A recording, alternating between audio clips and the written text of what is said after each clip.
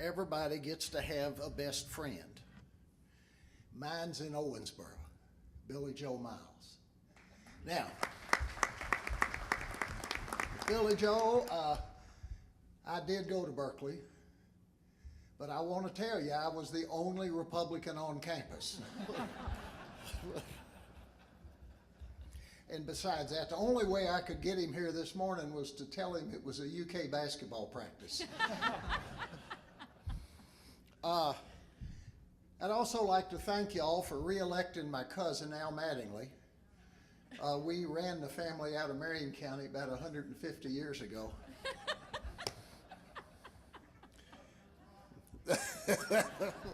We do not want him back. We've got our own Judge Mattingly, who's I'm also related to. Let's talk bourbon a little bit here. In the very early days of bourbon, our Commonwealth was pretty much defined by the beverage it created, Kentucky brown water.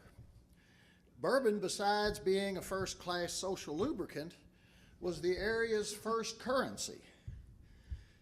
Barrel warehouse receipts created, then facilitated nearly all of Kentucky's commerce. In fact, Kentucky bourbon was the only product in those early days the Spanish allowed to traverse the Mississippi River free of charge. For we were making a product here in Kentucky that the people in New Orleans wanted. Then over time, taste changed. Folks no longer wanted their ears blown off by robust Kentucky whiskey and began to prefer lighter spirits, more refined spirits like Canadian and Scotch whiskeys, like English gins and white wine. We were rapidly becoming a country of drinking sissies.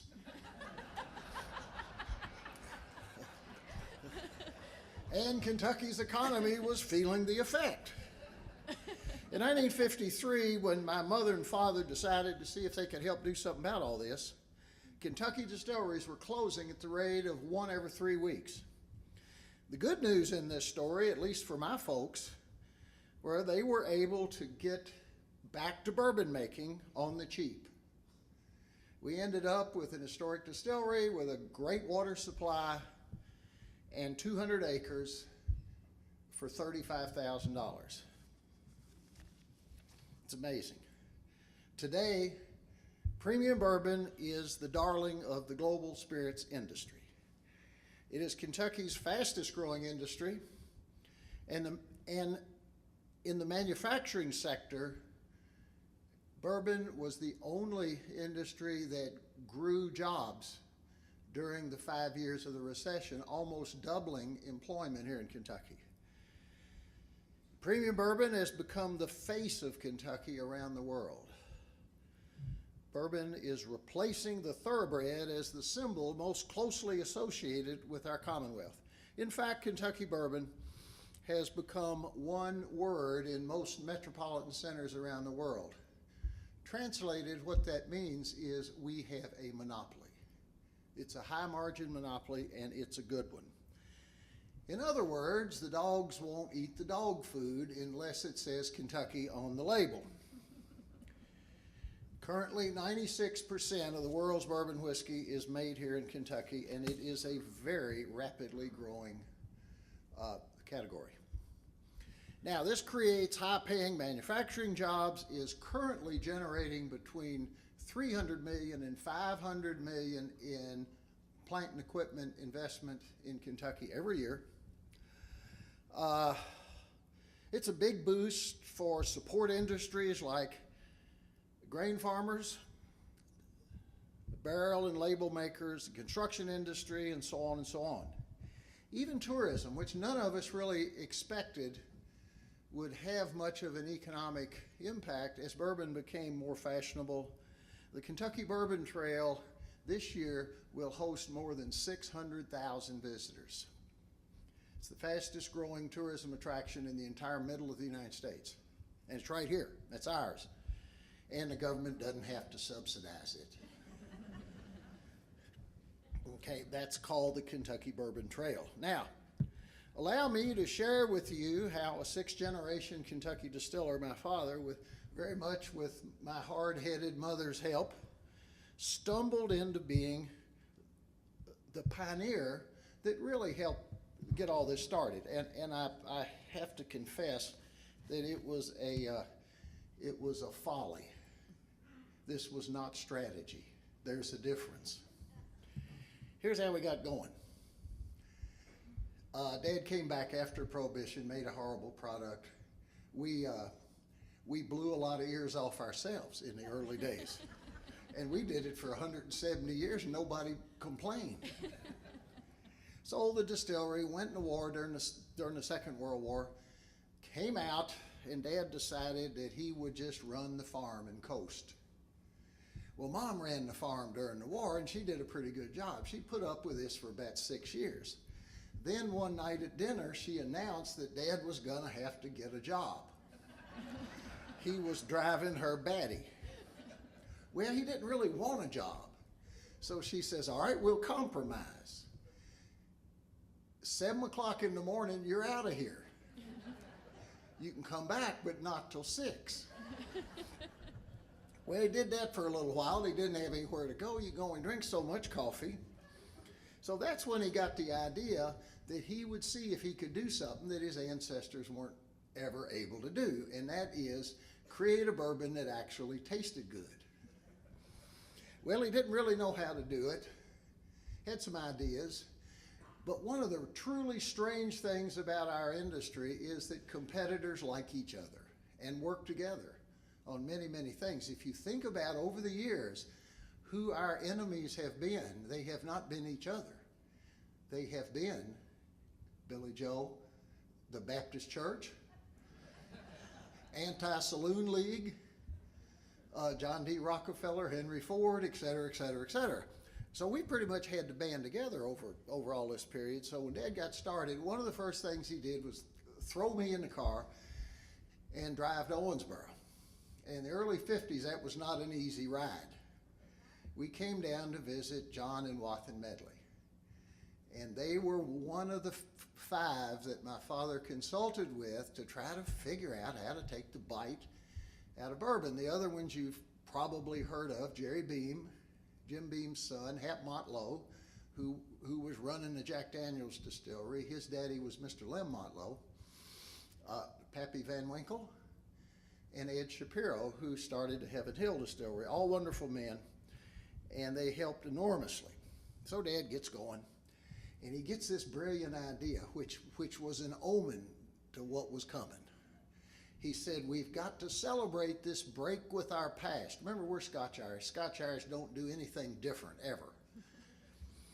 And so he got all of his 4 employees together. Mom took us out of school, my sisters and I, got these wonderful distillers who had helped him create the recipe and brought them up for the first barreling back in February 1954, and we had a ceremony. And the essence of the ceremony was he was going to part with his past. He took the old family recipe we've been using for 170-something years, and he put it in a yeast bucket, which had a small opening and then a big opening at the bottom. And he put it in there, put some more papers in, dropped a little lighter fluid in, threw a match in, simultaneous with my 6-year-old sister wondering what was going on, so she wanted to see. So she stuck her head over just as the explosion came out, caught her hair on fire. That was the last ceremony we ever had. Now, if he had just waited 10 years, I could have told him what he was about to do, because that was really a rocket nozzle he had there, see? And it sounded like one when that fire come out of there. Well, he went along, made his whiskey, was having fun. After about 6 years, Mom realized she'd been screwed. That little $35,000 investment, she never checked on the working capital needed to be making something that you can't make and sell on the same day. Man, we was running out of money quick. After about 5.5 years, she got suspicious. So we're sitting around dinner table, and she asked my father, she said, when's this stuff gonna be ready? He said, about a year. She said, "What are you going to call it?" He didn't give a very good answer. She took over right then. That's when she became the boss. I was the photo editor for the local high school yearbook, and I had a dark room under the steps in the basement. She threw all my stuff out. Oh, I thought that's me. And proceeded to make that her little lab to create what is now Maker's Mark. And I'm not going to get into all this stuff. It's absolutely remarkable. She never designed anything in her life. Before that, she was a calligrapher, which is nice if you're a grade school student to have a mom that can make all your posters for you and they really look good. And we did have that advantage. But she comes out, makes the presentation, and here's the way it goes. First off, Dad's scared to death of her. So he's down at the far end of the table. My sisters are on one side, I'm on the other, and Mom's got her little creation, which, by the way, the first bottle was made with paper mache because she didn't have any access to a glass company. And Dad had not seen it. She never asked him for any advice. Very confident. That's why he was so nervous. So she pulls the sheet off and looking for applause. Dad was very nervous. He said, "Well, it looks all right, but we can't do the wax." And I said, "Yeah, we can do the wax." She said, we need to. That's part of the design. That's part of my creativity. He said, "No, you don't understand. All my customers are going to be bartenders in the Lebanon, Springfield, Bardstown area. None of them got past the second grade. None of them are going to know how to get into this stuff. They're going to go straight to the butcher knife. They're going to cut their arm off, and then they're going to sue us." And she stood up. I'll never forget this long as I live. She stood up. Dad thought she'd changed the subject when she said, "Bill, do you remember when we were at the University of Louisville together?" And he said, "Yes." He's feeling safe. And then she asked him the question, "Do you remember that one of us finished first in the class?" That was the last time the wax issue was ever brought up. Now, here we are all these years later, and Mom created the two most valuable bourbon trademarks in the entire bourbon industry. Never designed anything in her life. During that same 6-month period, she created the Maker's Mark type style, which is an internationally registered type style. All in 6 months. And this September, this is my offer. If y'all don't go to sleep, this is my offer. At the end of September, we have the Kentucky Bourbon Festival in Bardstown. Mom is going to be inducted into the Kentucky Bourbon Hall of Fame, even though she never had a job with the distillery.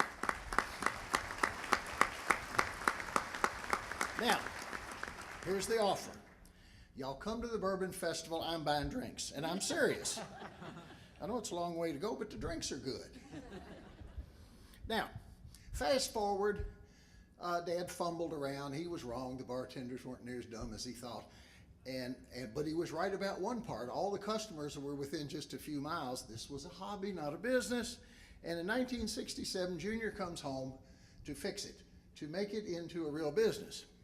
I go 13 years, accomplish essentially nothing. And then God decided he had had enough. That these people need some luck. They ain't never going to figure it out on their own.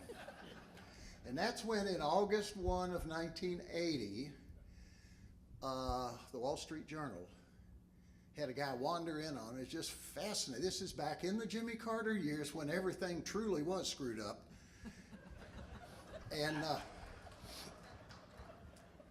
And he was looking for a little business good news, and we were growing, but we were just growing like into Lexington, into Owensboro, nothing, it's just a hobby. And he got fascinated, and he filed his report. It ended up on the front page of the Journal, and the rest is history. That was 31 years ago. We've experienced double-digit growth every year since, and fortunately, I've gotten the credit for all of it. When I had nothing to do with any of it. Now, in the old days, even as late as the early 1960s, as bourbon was contracting, there were 4 areas that were known as the bourbon areas of Kentucky. There was Bardstown, which included Claremont and Loretta. There was the Louisville area, there was the Frankfort, Lawrenceburg area, and there was our beloved Owensboro, which actually, when I was coming down there with Dad, was making more whiskey than any of the other 3 areas. All right, with the rebirth of bourbon, 3 of these regions are doing quite nicely: jobs, investment, and tourism. And just a word about the tourism piece, which, as I said, really surprised us all. The Bourbon Trail is becoming Napa Valley East. It's different than any other kind of tourism we've ever had in this state. They all drive BMWs, Mercedes. They're on an unlimited budget, and they stay 3 or 4 days. And then they go home. They don't have to send their kids to school. This is good. Our little gift shop at the distillery last year grossed over $4 million. I mean, and I think the other distilleries are having the same experience. The reason I'm kind of teasing you with this is obvious, because your birthright is to be a part of that.